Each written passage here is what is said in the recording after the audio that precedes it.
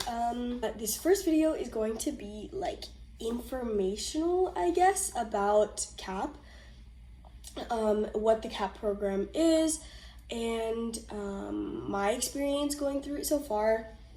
And basically, this video is just going to be warnings for things that people didn't know beforehand, as well as my personal advice based on what my friends have talked about, what I've talked about, just what I've learned so far throughout the year. So if you want to know more about how CAP works, if you're considering doing CAP, or if you are in CAP currently, whatever it is, this is just some of my personal things that I've learned throughout my experience. It is November, midway through November, so the semester is kind of not over, but like we're getting there. Sorry, I'm still like mildly sick. If you don't know what CAP is, I should probably have said that earlier. It's basically a program for UT Austin students, which basically just means that I complete my first year of my degree at a different university. And after that year, then you go to UT and finish your degree, and your degree will just say, UT Austin. I'm just gonna tell you guys, I'm gonna start this off by giving you some warnings about the program. First of all, you are guaranteed a major in liberal arts. What that means, on paper, it tells you, you're guaranteed a major. So if you already want to do liberal arts, for me, that was fine, because I want to do pre-law. If you want to transfer into another school, there is an entire transfer process. Most people know this already. So if you want to go into communications, Macombs, engineering or something, that's fine. You can do that. It's just there's a chance that you will not make it into the other school. So you have to have a backup that you are okay with doing. Second of all, the liberal arts majors themselves. You're guaranteed a liberal arts major. You are not guaranteed your liberal arts major. What that really means is if your first choice is a liberal arts major that is really commonly picked for a CAP student, which in my experience and previous years' experiences, some water. I would say the two that are at most risk for what I'm about to talk about is psychology and economics. Both of these are majors that are very common for CAP students. So you'll meet someone and they'll be like, oh yeah, I'm CAP. You ask them what major they're doing. 9 times out of 10, it's psych or econ. That can be an issue because if that major fills up, then you might end up with your second option. You might end up not being able to do psychology at UT. You might have to pick a different liberal arts major. I talked to my advisor about that, and this is technically true for every single major. Technically don't have a guarantee into every major, but the reality is that all those the rest of the majors don't really fill up that much. So basically everyone else gets their major. So again, I'm philosophy. Basically no one I've met is doing philosophy. So I'm not too worried about that situation because my major's not going to fill up like that and my spot's not going to go, right? But if you are psychology or if you are economics, since there are so many CAP students who also want to do that, there's a chance that major could fill up and you might have to do a second choice or a different liberal arts major. Oh, yes, okay. Your GPA. Your GPA does not transfer. It does not transfer to UT. If you think your GPA is going to transfer over, where it's if I get a 4.0 here during my first year as a CAP student, next year I'll go to UT with a 4.0. No, you won't. You'll go there with the credits that you have, but you will not be going there with the GPA. So just your credits transfer, right? So similar to dual credit, if you were in high school and you did any college level classes, the credit transfers. So you get credit for that class, but whatever grade you got in that class doesn't show up on your transcript or anything. It's just the credits. And the similar, if you were just a normal transfer student, you would have the same issue. Your GPA is not going to transfer, just your credits. That brings me into the next subject, credit transferring. That's pretty important. For me, I think that's one of the best things that worked out really well for me. So I, in high school, was in IB, which is International Baccalaureate. It's a program it's the fastest way to explain it, I just say it's AP, but a lot of writing and short answer. With IB, it's a little bit complicated because AP, honestly, if you need to know how to transfer that credit, I don't know if I could tell you. And I transferred them basically by our IB coordinator. We get to send our scores to one school for free. I told them to send them to UT Arlington, not Austin, okay? If you are in IB, do not send your scores to UT Austin because first of all, you can't guarantee that they'll find your scores after a whole year has passed, right? Because it's going to be a year before you get to UT. So once you get to UT, claiming IB scores, you have to pay for each individual credit you claim. So you could transfer all of them, but you claim each credit, and claiming each one is an incredibly, it's expensive. They had to pay, it's I think $10 per hour of credit. So Spanish, that was a 4-hour credit for me. One Spanish class was 4 hours of credit, right? So that would have been $40 to transfer. So it ended up, it could cost somewhere in $300 or so if I transferred all of my credits, because I had 37 IB credits. But for me, because I sent my scores to Arlington, I transferred and claimed them at Arlington, so they're on my transcript right now. Totally free. It's entirely free. And it was so nice because I didn't have to pay for anything, and so for that reason, I could claim literally everything.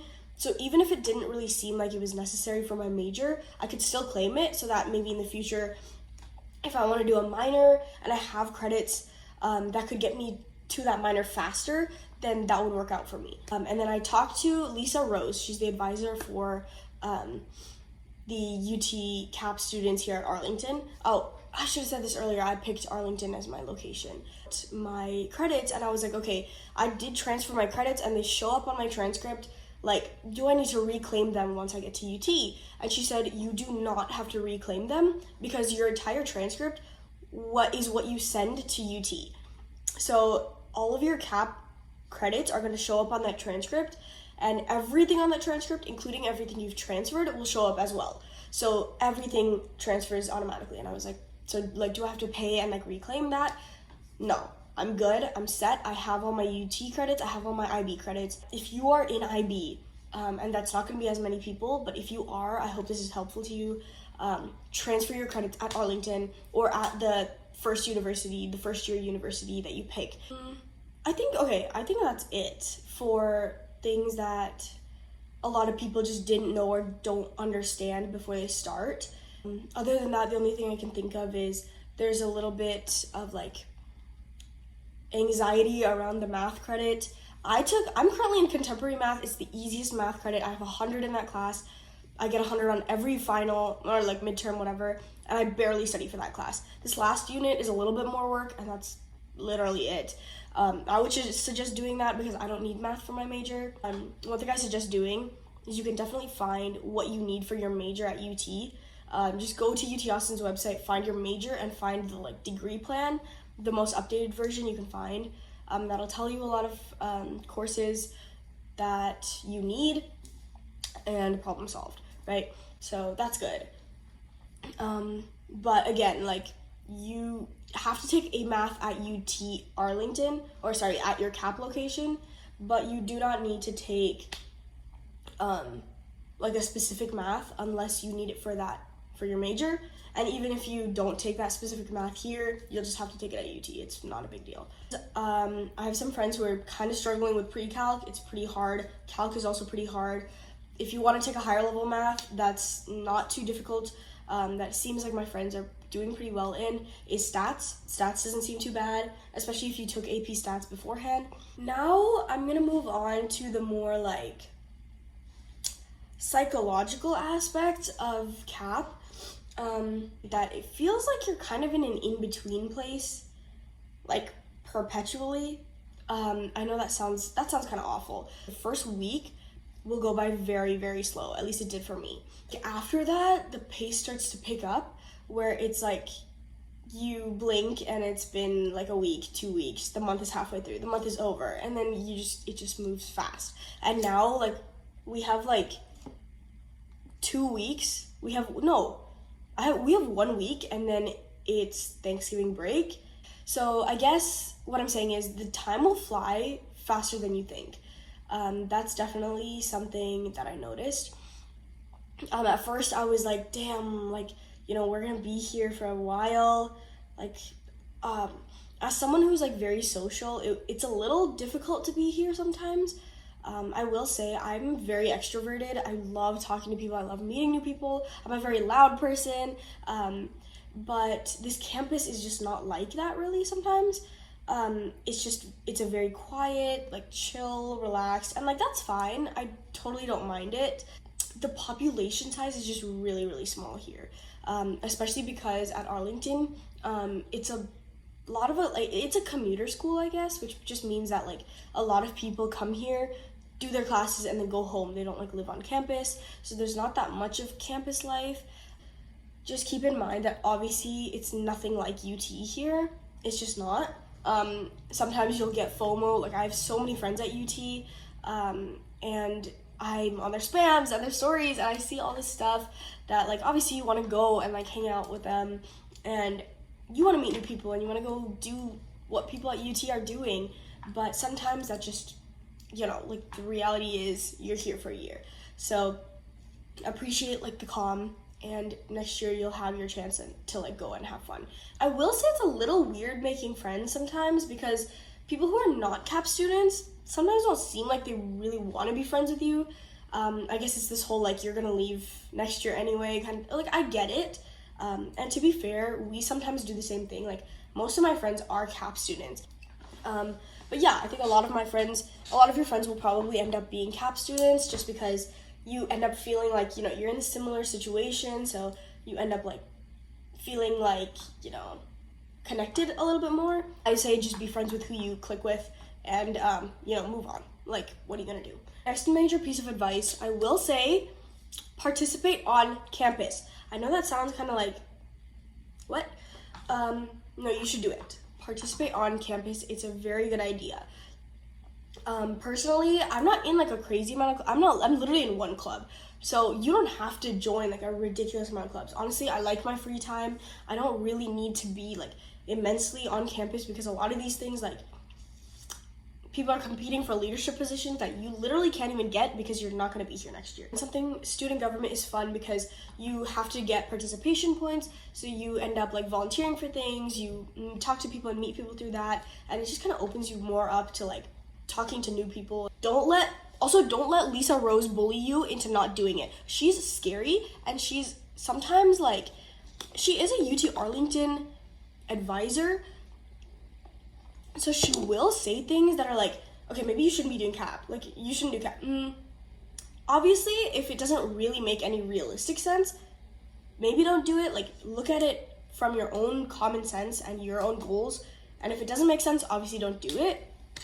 But sometimes she'll say that for no reason. Last piece of advice that I'm going to give, because this video is going to be really long if I don't shut up soon. Roommate situation. Get a CAP student. If you are also a CAP student, get a CAP student roommate. I'm telling you right now, do it. So we literally have one room, right? And that's her desk. We only have one room, but honestly, I've had no issues with my roommate. I got really lucky, but basically what I did was, I didn't have a roommate at first. Like, I didn't know I was gonna room with a rando, obviously.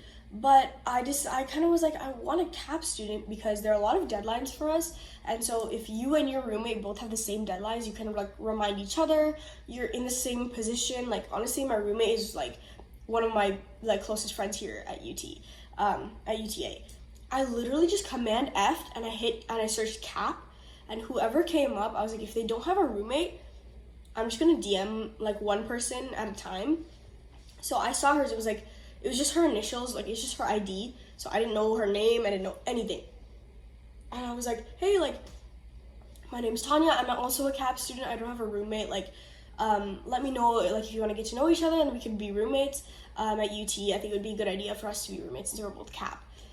She messaged me back and she was like, yeah, like here's my Instagram. And we started DMing and started talking, and then we got each other's numbers and started talking. It went really well, like really well. And she was really nice, like we talked, and we also talked about, like, we kind of set rules before we fully became friends, so that, like, there was never this point where it was awkward for us to be like, hey, like, can you do this, please? Like, I hope this video was helpful.